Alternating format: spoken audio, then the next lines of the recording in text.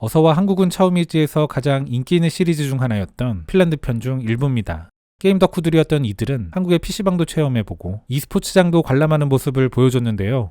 이처럼 PC게임을 하는 외국인들에게 한국은 e스포츠의 메카 같은 이미지가 있습니다. 오늘은 이러한 인식을 잘 보여주는 기사를 가져와 봤습니다. 미국의 스터디 브렉스에서 며칠 전 발행한 기사로 그 제목은 한국과 한국의 PC방은 이 국가가 게임 문화를 지배하는 것을 돕는다. 참고로 스터디 브레이크스는 1988년 창간된 온라인 매거진으로 미국 전역의 대학생들이 주 독자층이며 신흥 아티스트나 현대문화 등을 다루는 매체입니다. 미국 MZ세대의 사회, 문화, 환경 등에 대한 시각들을 엿볼 수 있는 매체고 날카로운 통찰력을 보여주는 기사들도 꽤 올라오는 곳이기도 합니다. 우리나라에 활성화되어 있는 커뮤니티들도 물론 좋지만 이에 더해 정제된 정보와 관점을 보여주는 이런 매체들, 우리의 MZ세대들에게도 이런 매체가 있으면 참 좋겠다는 생각이 드는 곳입니다. 아무튼 제 채널의 주 시청자분들을 보면 게임에 완전한 문맹이신 분들도 꽤 되실 것 같은데요. 그런 분들을 위해 잠시 사전 정보 차원에서 몇 가지 말씀을 드리자면 우선 콘솔 게임은 게임을 위한 별도의 전용 전자기기를 가진 게임을 말합니다. 가장 유명한 콘솔 게임이 플레이스테이션과 엑스박스입니다.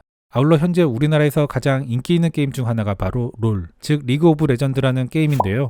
과거 스타크래프트에 이어 현재 가장 활성화되어 있는 e스포츠 리그를 갖고 있으며 이를 대표한다고 볼 수 있는 게이머가 바로 페이커입니다. 한국은 게임 문화로 잘 알려져 있다. 한국에서 게임은 대중문화의 큰 부분이 되었고 다른 국가에 비해 훨씬 더 사회적 활동으로 받아들여졌다. 물론 콘솔이 다른 세계를 지배하는 큰 영역이지만 한국 게이머들의 주류 게임 수단은 컴퓨터다. 방과 후 학생들은 종종 멀티플레이어 게임 경험에 중점을 둔 특별한 랜게임 센터인 PC방으로 달려간다. 이곳은 모두에게 열려 있지만 대부분의 PC방 단골은 10대와 젊은 성인들이다. 일반적으로 24시간 영업을 하며 다양한 유형의 고객이 각기 다른 시간에 방문한다. PC방에서 플레이어들은 시간당 약 50센트라는 낮은 요금을 지불한다. 저렴한 가격과 더불어 24시간 이용이 가능하다는 점 때문에 게이머 중 일부는 자신이 좋아하는 게임을 즐기면서 밤새 머물기도 한다. 한국에선 이러한 점 때문에 게임사들이 특별 아이템이나 게임 내 이벤트와 같은 특전을 PC방에서 플레이할 때 추가하기도 한다. 고속 인터넷, 랜 기능, 저렴한 시간당 요금, 심지어 음식까지 컴퓨터로 바로 배달되는 기능을 보면 PC방이 한국에서 얼마나 인기 있는지를 실감할 수 있다. 한국은 세계에서 가장 빠른 인터넷 연결 속도를 자랑한다. 그들은 인터넷을 국가 전체의 관점에서 접근한 나라로 이를 전국에 완전하게 배포하는 데 필요한 연구를 진행했다. 그리고 전국 단위 인프라 구축에 중점을 둔 정책을 실제로 실행에 옮긴 최초의 국가 중 하나였다. 1995년 한국 정부는 1998년까지 전국 광대역 서비스가 가능하게 하기 위한 토대를 마련하는 10년짜리 프로그램을 시행했다. 그들의 인터넷 속도를 위한 강력한 기반을 마련하는 데 중점을 둔 정책은 오늘날의 모습의 결정적 이유다. 이 때문에 타인과 함께하는 경쟁적 게임들의 모습을 다른 국가들에선 볼 수 없는 차원의 수준으로 끌어올릴 수 있었다. 원격 서버에 연결하는 온라인 멀티플레이어 게임을 플레이하는 것은 때때로 인프라적 이유 때문에 어려울 수 있다.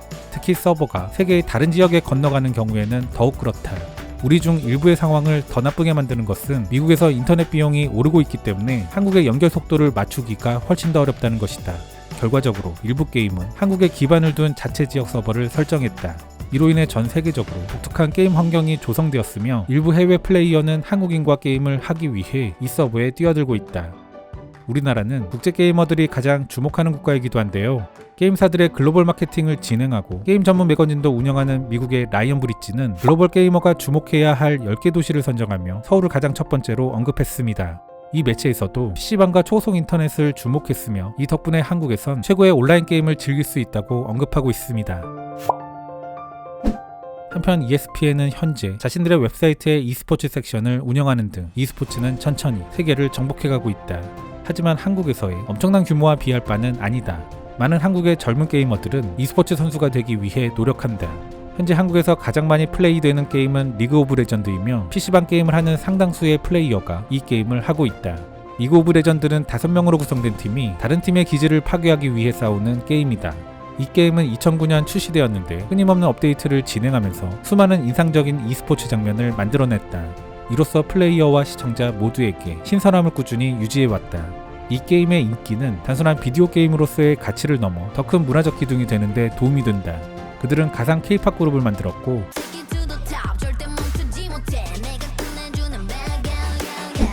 이와 더불어 지난 2021년 11월에는 넷플릭스 시리즈까지 만들었다.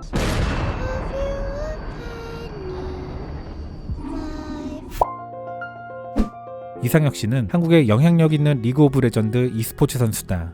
온라인에서 페이커라는 이름으로 더 잘 알려져 있는 이 씨는 리그 오브 레전드 월드 챔피언십에서 3번이나 우승한 실력자. 그는 한국에서 e스포츠가 두각을 나타내는 가장 큰 이유를 보여주는 인물이며 그 인기도 많다.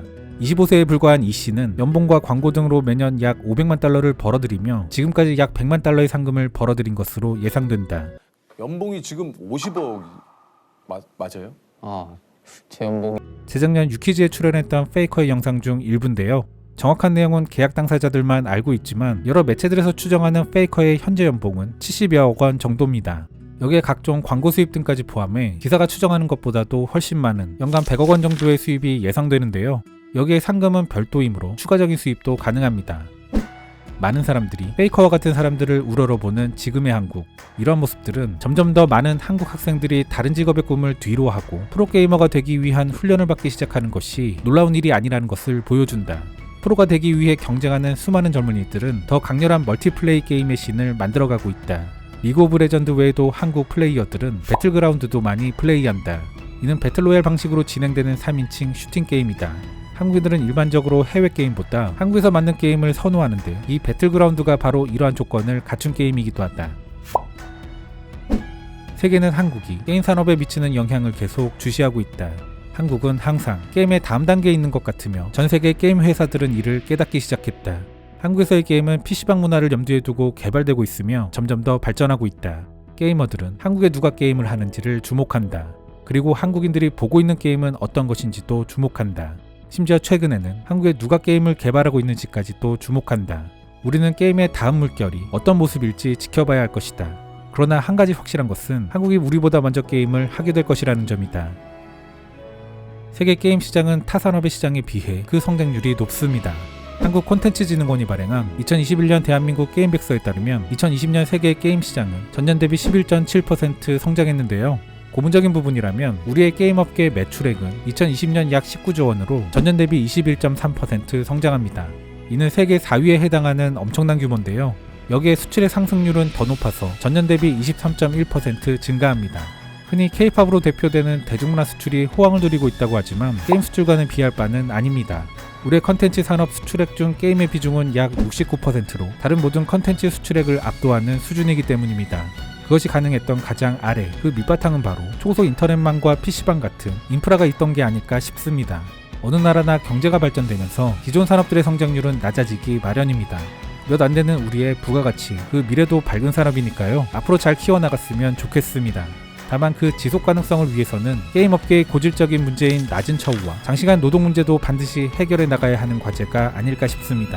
기계도 하루 종일 돌리면 망가지는데 하물며 사람은 오죽할까요?